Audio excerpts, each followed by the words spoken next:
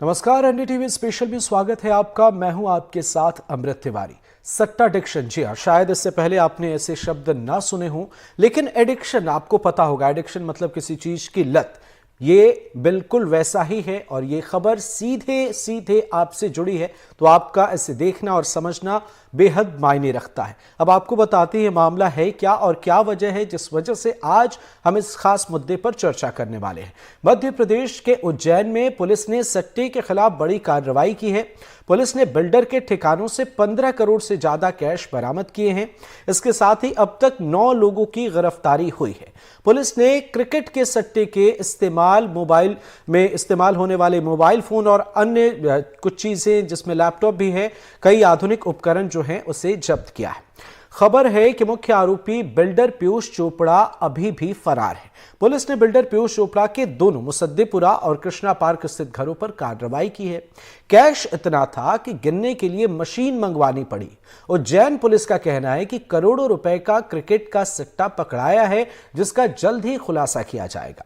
सवाल और जवाब यही खत्म नहीं हो जाते, इसके लिए तह तक जाना होगा। दरअसल सट्टेबाजी या ऑनलाइन गेमिंग से पैसे जीतने जैसी ललक नशे की तरह समाज को अपनी गिरफ्त में ले चुकी है। आज की तारीख में सट्टेबाजी या ऑनलाइन गेमिंग आम हो चुकी है और इंटरनेट ने इसे गांव कस्बों तक पहुंचा दिया है। खैर, जब एक उज्जैन शहर से, या यूं कहें कि 2 घरों से 15 करोड़ रुपए नकदी बरामद की गई है, तो सोचिए प्रदेश और देश में क्या माहौल होगा। सोचिए आज अपने अगल बगल में देखिए कि क्या कुछ चीजें चल रही हैं। घर में बच्चों पर नजर जरूर रखें, हालांकि घर में बड़ों पर भी नजर रखें, उनका भी ख्याल रखना होगा, क्योंकि हमाम में तो सब नंगे ही होते हैं। अब सट्टेबाजी से जुड़े हम आपको और आपके सामने 5 सवाल रखते हैं। पहला सवाल, ये 5 सवाल बेहद खास हैं और आप जरा समझें कि क्या कुछ चीजें चल रही है। पहला सवाल यह है कि क्या सट्टेबाजी या गेमिंग का एडिक्शन नशे की तरह जकड़ रहा है। दूसरा बड़ा सवाल यह कि क्या कुछ लोग इसे आय का जरिया समझकर बर्बाद हो रहे हैं। तीसरा बड़ा सवाल हमारा यह है कि जल्दी अमीर होने की चाहत में लोग सट्टे के एडिक्ट हो रहे हैं। चौथा बड़ा सवाल, कमजोर सरकारी रेगुलेशन सट्टे की बुराई को बढ़ा रहा है। और पांचवा और आखिरी बड़ा सवाल यह कि ऑनलाइन गेमिंग ने सट्टे को गली गली में पहुंचा दिया है। अब आप बखूबी समझ सकते हैं कि क्या कुछ चीजें चल रही हैं। एक मोबाइल फोन से लोग बर्बाद हो सकते हैं और एक मोबाइल फोन के बेहतर इस्तेमाल से आप खुद की जानकारी बढ़ा सकते हैं, आप कुछ पॉजिटिव कर सकते हैं। पर मुश्किल यह है कि मौजूदा वक्त में सबको जल्दी है। लोग चाहते हैं कि कितनी जल्दी वे अमीर बन जाए। अब एक बड़ा सवाल जो है कि क्या ये चीजें चल रही हैं सरकारी रेगुलेटरी या प्रशासन, आप क्या चाहते हैं कि एक हर घर के सामने किसी एक पुलिसकर्मी को खड़ा कर दिया जाए? ऐसा बिल्कुल संभव नहीं है। तो हमें और आपको इस मामले पर नजर बनाकर रखनी होगी। अक्षय वाजपेयी जी हमारे साथ जुड़े हुए हैं, साइबर एक्सपर्ट। बहुत बहुत स्वागत है आपका। हमारे मेहमान जुड़े हुए हैं, सबसे आपका परिचय करा देते हैं। अरविंद खरे जी, रिटायर्ड डीएसपी हमारे साथ जुड़े हैं, आपका भी सर बहुत बहुत स्वागत है। और एल गुप्ता साइकोलॉजिस्ट है हमारे साथ, आपका भी बहुत बहुत स्वागत है। ललित जैन हमारे सहयोगी उज्जैन से जुड़े हुए हैं, आपका भी बहुत बहुत स्वागत है। अब बड़ा सवाल यह कि मौजूदा स्थिति जो है उसे किस तरीके से देखें या किस तरीके से समझें। सबसे पहले तो अरविंद खरे जी, आप महकमे में काफी वक्त तक आपने कई चीजें देखी होंगी। ऐसे मामलों को किस तरीके से महकमे में देखा जाता है, किस तरीके से इसे टैकल किया जाता है, आप क्या कहेंगे इस मामले को लेकर भी, और क्या कुछ चीजें चलती हैं इसके पीछे उसे लेकर? अरविंद जी।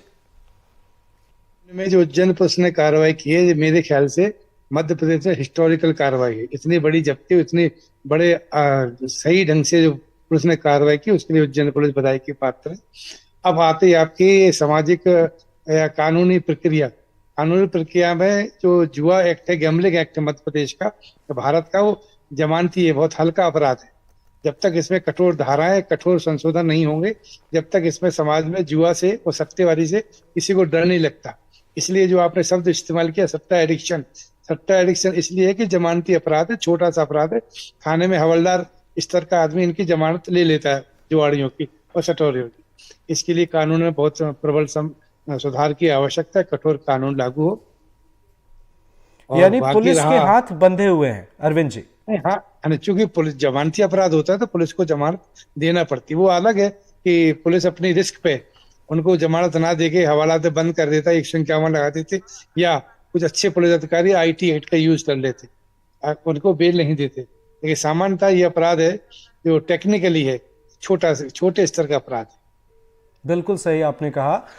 एल गुप्ता जी आपके पास आएंगे, लेकिन एला गुप्ता जी, लेकिन उससे पहले ललित जैन हमारे सहयोगी उज्जैन से हमारे साथ जुड़े हैं, अपडेट ले लेते हैं, फिर आपसे समझेंगे कि इस मामले को बतौर साइकोलॉजिस्ट आप किस तरीके से देखती हैं या मानसिक तौर पर इसके क्या प्रभाव पड़ते हैं। लेकिन उससे पहले ललित बताएं क्या कुछ चीजें चल रही हैं, क्या है माहौल मौजूदा वक्त में, किस तरीके से इसे देखा जा रहा है। जी, उज्जैन में कृष्णा पार्क और मुसद्दीपुरा है। यहाँ पर कृष्णा पार्क में पीयूष चोपड़ा का मकान है। तो पीयूष चोपड़ा ये जो ऑनलाइन सट्टा है, खाली क्रिकेट का सट्टा नहीं है। ऑनलाइन जितने भी गेम होते हैं विदेशों में, जितने भी गेम है अंतरराष्ट्रीय स्तर के, उन सभी पर सट्टा खाईवाली कर रहा था ये करीब 2 महीने से। ये सट्टा सीखने के लिए यूके गया था, वहां से सट्टा सीख के आया कि किस तरीके से झूम ऐप के जरिए लोगों को जोड़ के सट्टा किया जा सकता है, और ऑनलाइन ऐप के जरिए सट्टा कर रहा था। रात को 10 बजे पुलिस ने यहाँ पर छापामारी करी। पुलिस को भी इतनी उम्मीद नहीं थी कि इतनी राशि बरामद होगी। जब छापामारी करी और तलाशी शुरू हुई तो वहां से 15 करोड़ के करीब अपनी भारतीय मुद्रा और 7 देशों के 3 लाख से अधिक मुद्रा जब्त हुई है। साथ में यहाँ पर 7 किलो चांदी भी मिली है। यहाँ पर 19 लैपटॉप, 40 मोबाइल और अन्य उपकरण मिले हैं जिनसे सट्टा चल रहा था। ये जो सट्टा है खाली भारत का नहीं, कई देशों से जुड़ा हुआ सट्टा था, वो अंतरराष्ट्रीय स्तर पर सट्टा कहा जाता है। यहाँ पे आईजी साहब ने जो प्रेस कॉन्फ्रेंस लिया उसमें यह तक के बताया कि भारत में, पूरे देश में पहली बार इतनी बड़ी राशि नगद के रूप में जब्त हुई है। सट्टा तो बराबर पकड़ाता रहता है, आरोपी पकड़ाते रहते हैं, लेकिन पहली बार इस तरह की पकड़ाई। यही वजह है कि पुलिस ने 420, 467, 468 के साथ में गंभीर धाराओं में प्रकरण दर्ज किया है। आपको एक और बात बता दें कि यहाँ पे जो मुख्य आरोपी है पीयूष चोपड़ा, वो फरार है और उसके विदेश भागने की चांस को देखते हुए पुलिस ने लुक आउट नोटिस जारी करवा दिया उसके खिलाफ। बिल्कुल बिल्कुल। एला जी, आप किस तरीके से देखती हैं? मैम, ये तो एक मामला है जहां करोड़ों बरामद हुए हैं, पर 1 रुपए, 2 रुपए, 50 रुपए, 100 रुपए, ये भी लोगों के बर्बाद होते हैं। बहुत इससे फर्क नहीं पड़ता, लेकिन ये भी एक एडिक्शन है और धीरे धीरे चल के एक बड़ा प्रभाव ये डालता है। तो इसे किस तरीके से समझा जाए? क्या वजह मौजूदा वक्त में आप मानती हैं कि समाज में जो खासकर युवा वर्ग हैं, जो टेक्नोलॉजी का इस्तेमाल कर रहे हैं, वे इसकी गिरफ्त में क्यों आ रहे हैं? नमस्कार सभी को। तो सबसे पहले हम इसका मानसिक रूप से देखते हैं कि हम सट्टा क्यों खेलते हैं। हमें मालूम है कि ये गलत चीज़ है। हमारे घर में और हमारे चारों तरफ बाहरी वातावरण में हमें बताया जाता है कि ये गलत है, फिर भी हम क्यों खेलते हैं? क्योंकि जब हम कोई भी चीज़ जीतते हैं तो डोपामाइन नामक एक अच्छा महसूस करने वाला रसायन हमारा ब्रेन छोड़ता है, और ये जब ज़्यादा होता है जब हम अक्सर जुआ खेलते हैं, और जैसे ही हम उसमें थोड़ा सा जीतते हैं, जैसे आपने बताया 50 रुपये, 10 रुपये, 1 रुपया, तो वो उस व्यक्ति की जीत है। और जैसे ही वो जीतेगा तो उसको एक खुशी महसूस होती है कि उसने अपने जीवन में कुछ अचीव करा, और इस जीत का एहसास हासिल करने के लिए वो सट्टा बार बार गैम्बलिंग के रूप में खेलता है, जिसको हम लोग बोलते हैं OCD, that is obsessive compulsive behaviour. तो जब एक बार दिमाग ये रसायन छोड़ता है और जीतने का एहसास कराता है, तो वो बार बार उस चीज़ को महसूस करना चाहता है व्यक्ति, और जैसे जैसे वो महसूस करता है उसको अच्छा लगता है, और उस अच्छा लगने की चाहत में वो बार बार सट्टा खेलने का आदी हो जाता है। एक ये बहुत बड़ा कारण है। तो इसमें जब भी हम, जैसे पुलिस है या साइबर क्राइम है, अगर हम इसमें देखते हैं कि हमने किसी सट्टेबाज को पकड़ा, तो सबसे पहले उसका मनोवैज्ञानिक से उसका सबसे पहले आप उसका डोपामाइन और सेरोटोनिन लेवल, जिसको उसका जानकारी लेनी चाहिए कि क्या ये ऐसा है और क्या ये OCD में कन्वर्ट हो गया है, क्योंकि उस व्यक्ति को भी पता होता है, उसके परिवार वाले भी उसको कई बार प्रेशर डालते हैं कि तुम्हें ये नहीं खेलना। वो कस्में खाता है, वो प्रॉमिसेस करता है, पर फिर भी वो जाता है। तो ये क्यों होता है? क्योंकि ब्रेन में एक हैप्पी हार्मोन्स हमारे 4 होते हैं, उसमें से सबसे इम्पोर्टेंट होता है डोपामाइन, और डोपामाइन रिलीज होता है तो व्यक्ति को बिल्कुल बहुत बिल्कुल आपने सही कहा एला जी कि डोपामाइन हार्मोन जो है उससे फर्क पड़ता है। लेकिन बड़ा सवाल ये कि जो समाज में चीजें चल रही हैं, क्या परिस्थितियां भी इसके पीछे जिम्मेदार हैं और इसमें नुकसान भी है?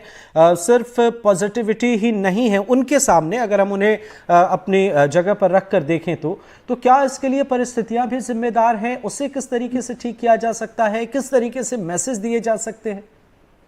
जी, इसके लिए बहुत हद तक परिस्थितियां भी जिम्मेवार हैं। जब आप देखिएगा कि ये जो सट्टेबाज या जिस तरीके का ये एडिक्शन होता है, ये उस माहौल में रहते हैं, उस समाज में रहते हैं जहां पर जुआ खेलना वो बचपन से देख रहे हैं। छोटी छोटी चीज़ों में हम देख रहे हैं कि वो बच्चा छोटा सा जा रहा है और मोहल्ले में फ्रेंड्स के साथ या दोस्तों के साथ वो कर रहा है। तो सबसे पहला इसमें कड़ी आती है परिवार की। तो जो परिवार है उसको, एक छोटे बच्चे को वो रोक सकते हैं और एक सिंपल सा ऑर्डिनरी माहौल दे सकते हैं। सबसे पहले परिवार आता है, फिर दूसरी चीज़ आती है दोस्त, क्योंकि एक उम्र के बाद जो बच्चा होता है, बड़ा होता है, वो परिवार की बातें नहीं सुनता, तो दोस्त इम्पोर्टेंट होते हैं। तो यानी अगर बेहतर तरीके से समझाया जाए तो इसे ठीक किया जा सकता है। अरविंद जी, आपने एक खास मसले का जिक्र किया कि कुछ चीजें बदलनी होंगी, अगर ये बदलाव होते हैं कानूनी तौर पर तो इसका असर देखने को मिल सकता है। आप क्या कहेंगे? आपने लंबा वक्त दिया है महकमे में, अगर आपसे सजेशन के तौर पर हम समझें और जो संदेश दिए जाते हैं, लोगों को जागरूक करने की जो कोशिश होती है, क्या वो बेहतर है या इसे और बेहतर करने की जरूरत है? जैसे उज्जैन वाले केस जिसके संबंध में आप चर्चा कर रहे हैं, उसमें तो पुलिस ने नॉन अवेलेबल धाराएं लगाई हैं, किसी की जमानत नहीं होगी जी। बहुत ही बेहतरीन वैधानिक कार्रवाई की गई है। सिर्फ जुआ एक्ट में या गैमलिंग एक्ट में केस बनाते तो ये केस कमजोर हो रहा था। उज्जैन पुलिस ने बहुत बेहतरीन काम किया है। हमारा इसमें सुझाव यही है, सरकार को जुआ को एक नॉन अवेलेबल और कठोर दंड का प्रावधान करना चाहिए, उससे रुकेगा। क्योंकि अभी ये बहुत ही छोटे स्तर का क्राइम है जुआ और सट्टा। जैसे एला मैडम कह रही थी ना कि आजकल सट्टे का, ऑनलाइन सट्टे का, क्रिकेट के सट्टे का, बाजार के सट्टे का, कमोडिटी के सट्टे, इतने सट्टे के प्रकार चल रहे समाज में। ये एक मानसिक बुराई है और सामाजिक बुराई है। पुलिस इसमें कोशिश कर सकती है और पुलिस कोशिश हमेशा करती है, हमेशा पुलिस करती है, लेकिन मेन सामाजिक बुराई ज्यादा है इसमें। हर तरह के सट्टे चालू हो रहे हैं, इतने टाइप के सट्टे, मुझे नाम ही ध्यान नहीं आ रहा कितने सट्टे चल रहे हैं। हर चीज में सट्टा चलता, खाते इंदौर में तो विशेष तौर पे मार्केट में सट्टा चलेगा, क्रिकेट में सट्टा चलेगा, गेमिंग ऐप में सट्टा चलेगा, एक और दूसरे टाइप के भी सट्टे रहते, जुआ अलग चलता साथ में। तो इसके लिए मानसिक जागरूकता जरूरी है। जैसे मैडम इलाज बोल रही थी, सामाजिक हर पेरेंट्स की भी जिम्मेदारी अपने बच्चों को अच्छे संस्कार दें, उनको इन बुराई से दूर रखें, उनको लालची ना बनाए और जल्दी जल्दी पैसा कमाने की हमेशा की आदत दूर हो। ये सामाजिक के साथ प्रशासनिक जो राजनीतिक है वो इच्छा शक्ति अलग है, वो कानून बनना चाहिए इसके संबंध में। शायद इसके बारे में कोई ढंग से ध्यान दिया नहीं गया, इस एक्ट को मजबूत किया जाए। एजुकेशन और एम्प्लॉयमेंट ये भी एक यहाँ पर इस मामले में मायने रखते हैं। बहरहाल अरविंद जी आते हैं आपके पास, एला जी आपके पास भी, लेकिन ललित जरा ये बताइए, ये तो एक बड़ा मामला यहाँ पर निकलकर सामने आया है, लेकिन हमारा सवाल सिर्फ इस मामले को लेकर नहीं है, हम इस पूरे मनोविज्ञान को समझना चाहेंगे, किस तरीके से एक आदमी इसके एडिक्शन में उलझ जाता है। क्या इससे पहले भी कोई ऐसे मामले सामने आए हैं, या जमीनी स्तर पर अगर हम छोटे मोटे मामलों को समझें, गली मोहल्लों की बात करें, जैसे आईपीएल को लेकर भी कई चीजें हैं जो कि एक सट्टे के तौर पर ही हैं, लेकिन वहां भी लोगों की इन्वॉल्वमेंट नजर आती है? ललित जी, एडिक्शन की जो बात है, वो जो छोटा मोटा जुआ सट्टा होता है वो मटका कहलाता है। लेकिन कुछ समय से जब से क्रिकेट आईपीएल और ये शुरू हुआ है, इसमें गेमिंग बड़ी हो गई है, बड़े स्तर पर खेला जाता है। तो यहाँ पर जो ये पहले भी कई बार पकड़ा है सट्टे, तो वो पकड़ाते रहते हैं आए दिन गली मोहल्ले में। जैसा कि आप बता रहे हैं कि आम बात हो गई गली मोहल्ले में सट्टा करना। और खास बात यह है कि जो आधुनिक संसाधन आ गए, इसके कारण पुलिस का उन पर हाथ डालना है, पुलिस को पकड़ना आसान नहीं होता है, क्योंकि पुलिस हर जगह मौजूद नहीं हो सकती और ना ये मालूम पड़ सकता है कि कहाँ पर सट्टा चल रहा है। इसके लिए बड़ी प्लानिंग करनी पड़ती है। जैसे कि इस सट्टे में पुलिस ने 2 दिन तक प्लानिंग करी और 14 घंटे तक कार्रवाई करने के बाद उनको यह उपलब्धि मिली है कि उन्होंने सट्टा पकड़ा है। रही बात सत्ता की, तो सत्ता होता रहता है और सभी जगह पकड़ाता है, और पुलिस उस पर निगरानी भी करती है, पर इसको छुड़वाना इतना आसान भी नहीं होता है, क्योंकि एक नशे की तरह ही होता है। बिल्कुल आपने ठीक कहा। एला जी, सबसे मजबूत कड़ी कौन सी हो सकती है इस मामले में? कौन चौकन्ना रहे तो चीजों पर नजर रखी जा सकती है, परिवार के स्तर पर या सामाजिक स्तर पर? कड़ी के रूप में सबसे पहले परिवार में माता पिता आते हैं।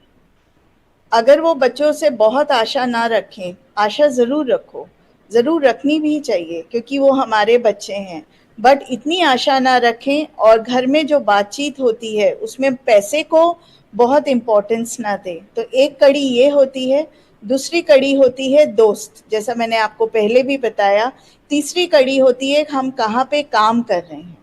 तो कहीं ना कहीं, और चौथी साइकोलॉजिकली मानसिक रूप से कड़ी होती है आत्मसम्मान।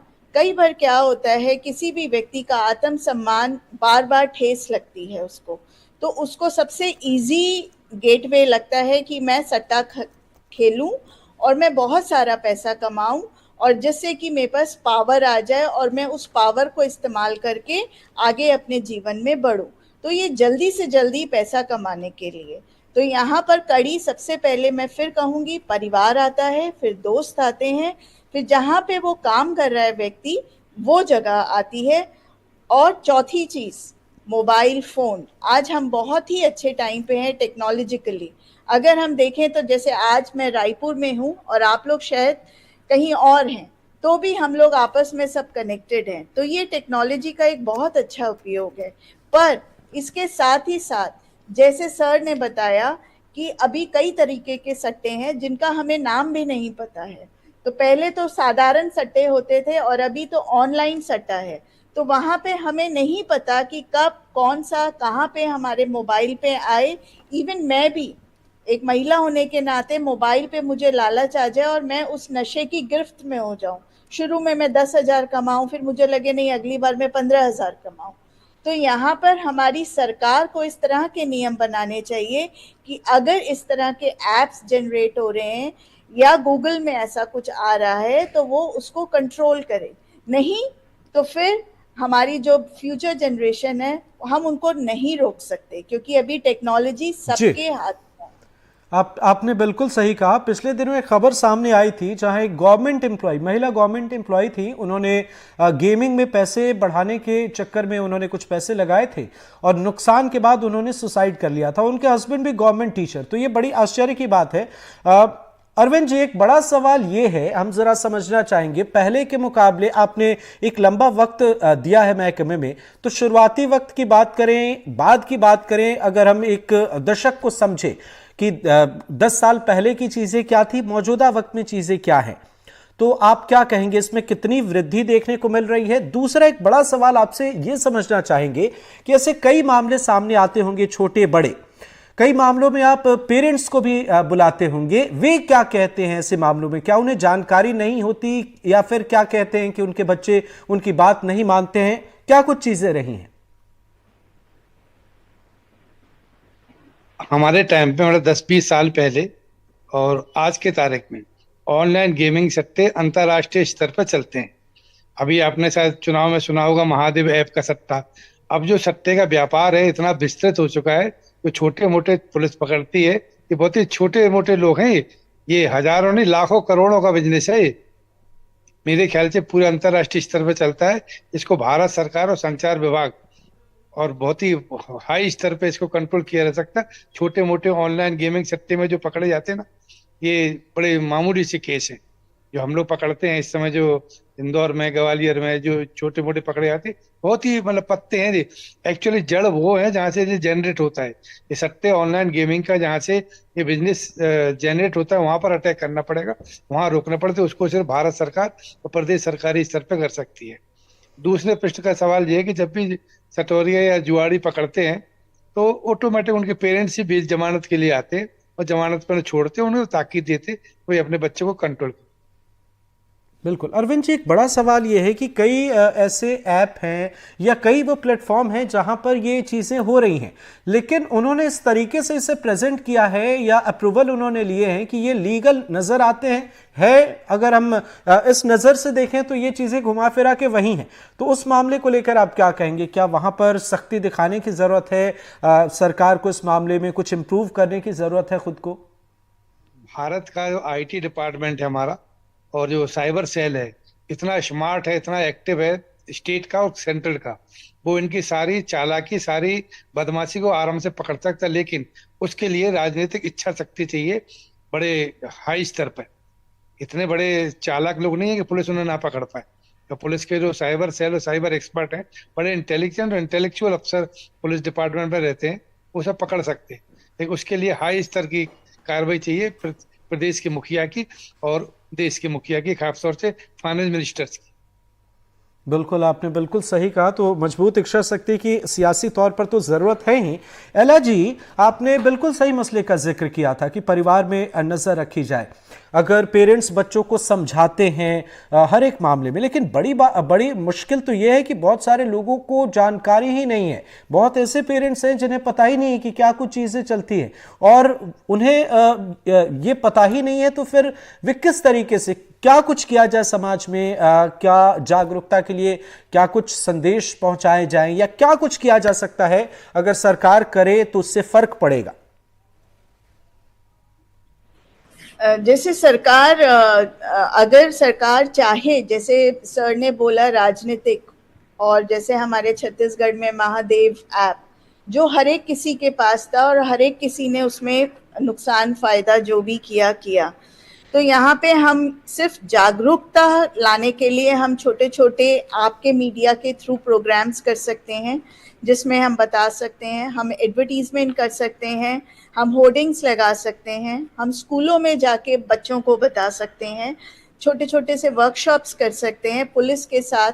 और साथ ही साथ हमें हमेशा एक मनोवैज्ञानिक अपने साथ रखना चाहिए जो ये बता सके कि ये बाहरी कारण से एडिक्शन हुआ है या उस व्यक्ति को ओसीडी है या उसका पास्ट में कुछ ऐसा हुआ है जहां से वो इस आदत में चला गया। और अगर वो व्यक्ति नॉर्मल है तो भी, तो जैसे हमारे पास गूगल में एड्स आते हैं, अगर हम गूगल खोलते हैं तो एड्स आते हैं किसी भी प्रकार के, तो हमारी सरकार ये कर सकती है कि एड्स चलाए जिसमें हमारे को सट्टे के बारे में इस तरह के जो नुकसान है वो पता करें। और हम इससे ज्यादा कुछ नहीं कर सकते क्योंकि ये एक इंडिविजुअल चॉइस है। मेरी पर्सनालिटी अलग है, आपकी पर्सनालिटी अलग है। जैसे सिगरेट पे लिखा हुआ होता है ये पीने के लिए हानिकारक है, तो जो होशियार है वो नहीं पिएगा, पर पीने वाले फिर भी पीते हैं, तो वो नुकसान भरते हैं। बिल्कुल। तो जैसा अरविंद जी ने बताया है, बड़ी अच्छी उन्होंने बात कही कि अगर मजबूत इच्छा शक्ति सरकारी तौर पर लिए जाए, सियासी तौर पर लिए जाए, तो आप कुछ भी बदलाव कर सकते हैं। कई स्टेट में तो शराब भी, अल्कोहल भी जो है वो बैन है। तो ये जाहिर सी बात है कि इच्छा शक्ति पर डिपेंड करता है। लेकिन ललित, आपसे जरा समझना चाहेंगी ये चीजें कब से संचालित हो रही थी इस मामले में, क्या कुछ और जानकारी मिल पाई है, और जो एक्शन लिए जा रहे हैं वो किस तरीके से समाज में मैसेज दे रहे हैं? ये खास बात है, जो हम एडिक्शन की बात कर रहे हैं वो एडिक्शन ये छोटा मोटा जुआ सट्टा होता है या ऑनलाइन जो गेमिंग यहाँ पे होती है, पर ये अंतरराष्ट्रीय स्तर का सट्टा है। ये जो शख्स है चोपड़ा, जो फरार आरोपी है, वो यूके से इस सट्टे को सीख के आया कि किस तरीके से उसको गेमिंग करना है, और झूम ऐप के जरिए वो ऑनलाइन लोगों से जुड़ता था। इसमें एक एक व्यक्ति 50-50 लाख और 1-1 करोड़ रुपए का दाव लगाता था। इसको इसने यहाँ पर करीब 2 महीने पहले यहाँ शुरू करा। इसके पहले बताया जा रहा है, ऐसी जानकारी मिली है कि राजस्थान और नीमच में भी ये सट्टा कर चुका है। यहाँ पर 2 महीने सट्टा चला रहा था। इसको चलाने के लिए इसने इतनी एहतियात बरती कि पुलिस तक नहीं पहुंचे। इसलिए इसने सारे जो लोग है सट्टा लिखने वाले या ऑनलाइन रिकॉर्ड रखने वाले, सब लोग पंजाब के, लुधियाना के, नीमच के और राजस्थान के लोग रखे हुए थे। इसलिए लोगों को इतनी आसानी से ये बात पता नहीं चल पाई। बिल्कुल आपने सही कहा। अरविंद जी, ललित तो बिल्कुल एक मसले का उन्होंने जिक्र किया, यह बेहद खास है कि अगर हम समझे तो नीचे लेवल पर ये भले ही सट्टेबाजी है, लेकिन ऊपर लेवल पर अगर हम समझे तो ये बड़ा बिजनेस है। वे बहुत सोच समझकर, जो इसके पीछे के बड़े चेहरे हैं, उन्होंने एक प्लान तैयार किया हुआ है जिसमें फिक्स प्रॉफिट उन्हें नजर आती है। जी सही बता रहा है जानकारी कि हाई स्तर पे, बड़े ऊंचे स्तर पे होता है, जैसे उन्होंने बताया यूके से सीख के आया था। लेकिन इन सट्टों की लिंक जब उज्जैन पुलिस के जो इस समय अधिकारी हैं, बहुत ही स्मार्ट और बहुत ही इंटेलिजेंट है। विशेष तौर पे आईजी संतोष कुमार सिंह, तो वो मेरे ख्याल से पता लगा लेंगे कि लिंक इसकी कहाँ पे है, और इसके अंतर्राष्ट्रीय स्तर पे लिंक निकलेगी। और करोड़ों अरबों का बिजनेस है ये छोटा मोटा नहीं है। ये हवलदार और टीआईओ थाना स्तर पे इसका कंट्रोल नहीं हो सकता। इसका कंट्रोल बड़े अधिकारी के तौर पर, बड़े स्तर पे इस पे कंट्रोल हो पाएगा। जी, आपने बिल्कुल सही कहा। एला जी, क्या संदेश आप देना चाहेंगी शिक्षकों को और परिवार के जो बड़े लोग हैं उन्हें, क्या मैसेज आप देना चाहेंगी? मैं सबसे इम्पोर्टेंट ये चीज़ मैसेज देना चाहूँगी कि हम ठीक है एक जनरेशन अबव हैं, तो जो हमारी यंग जनरेशन कर रही है आज, उसके ऊपर आप नज़र रखिए। हम उनको रोक नहीं सकते, बट हम नज़र रख के शायद कोई आने वाला खतरा है तो उससे उसको बचा सकते हैं। ये सबसे बड़ा संदेश, परिवार एक बच्चे को बचाता है तो शायद एक मोहल्ले के 10 बच्चे बच जाते हैं। और फिर भी अगर उसमें लिप्त होते हैं तो जैसा सर ने कहा कि वो जमानत लेने आते हैं और उनको छुड़ा के लेकर जाते हैं, तो यहाँ पे परिवार भी पैसे का आदी हो जाता है कई बार, क्योंकि वो जो बेटा है या जो भी परिवार का हस्बैंड है वो पैसा ला रहा है और पैसा अच्छे अमाउंट में आ रहा है। जी, तो यहाँ पर घर वालों को भी कभी भी एंटरटेन ना करना चाहिए और साथ ही साथ हमारी सरकार को ध्यान देना चाहिए इस बिल्कुल बात। बिल्कुल, आपने एला जी बेहतर संदेश दिया है और हमारी भी आपसे यही अपील है, अपने भाई, अपने दोस्त, अपने स्टूडेंट या किसी को भी अपने परिवार में अपने बच्चों को लेकर आप उन्हें रोक नहीं सकते हैं, बहुत सख्ती दिखाने की जरूरत नहीं है, पर जरूर 2 से 5 मिनट का वक्त निकालिए, उनसे बात कीजिए, उन्हें समझाइए। ये आप कर सकते हैं, क्योंकि अगर आपने ऐसा नहीं किया तो एक गहरी बड़ी खाई उनके सामने है जिसमें उनकी जिंदगी बर्बाद हो सकती है। तो हमारी भी आपसे यही अपील है। बहरहाल बहुत बहुत शुक्रिया अरविंद जी हमारे साथ जुड़ने के लिए, आपका, एला जी आपका भी बहुत बहुत शुक्रिया, और ललित आपका भी बहुत बहुत शुक्रिया। नजर बनाए रखिएगा आप, आगे भी आपसे अपडेट लेंगे। आज कि हमने खास चर्चा इस मुद्दे पर की है और उम्मीद करते हैं कि आप भी अपने आसपास वालों को, जो भी हो, आपके बड़े भाई हो, छोटे भाई हो, दोस्त हो, स्टूडेंट्स हो या फैमिली मेंबर हो, उनसे प्लीज समझाइए, उनसे बात कीजिए। इस खास पेशकश में फिलहाल इतना ही। नमस्कार।